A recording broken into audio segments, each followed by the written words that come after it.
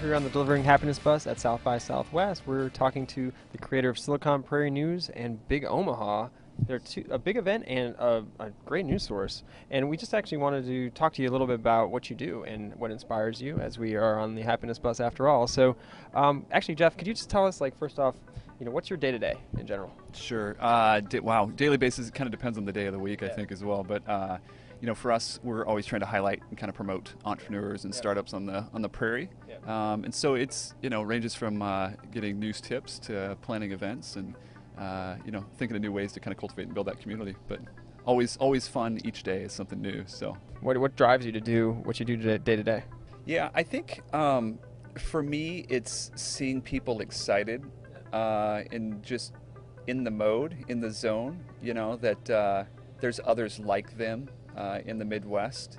So a lot of times we work with entrepreneurs and startups locally, but then with Big Omaha, we bring in speakers from the coast, kind of give us a kick in the pants and follow your passion. And to see through the stories and the highlighting of those entrepreneurs that are based locally, as well as events like Big Omaha, seeing people really like a renewed sense of passion and the ownership for what they do it keeps me going and keeps our team going.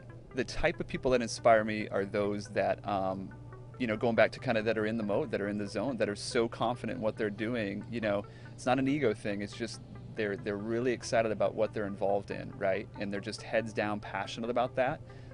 And that rubs off on me, and I see that, and it kind of keeps me going as well. It's crazy seeing all these like different iterations and versions of the real time, check-in, right? Just what's next, now it's planning ahead, future check-ins. And so I'm just fascinated by that whole kind of niche, right, in terms of where that goes. I think it's going to get crazier in a good way in terms of, and some of this is already out there.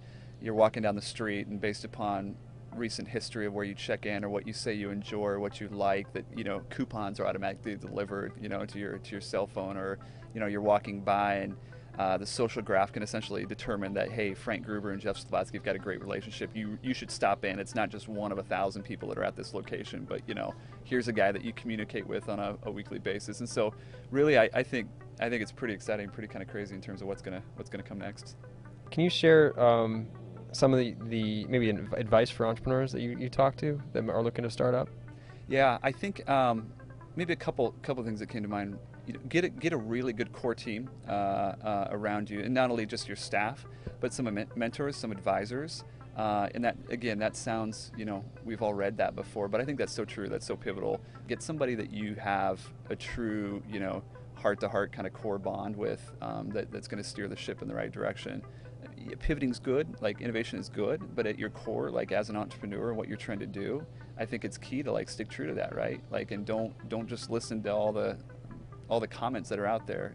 Hey, you should do this, you should do that, you should look at this. I mean, be aware of those, but also be kind of confident in what you're building and what you're doing as an entrepreneur. And like, if you think you're on the right track and that core team is with you as well, then I say, continue on the course.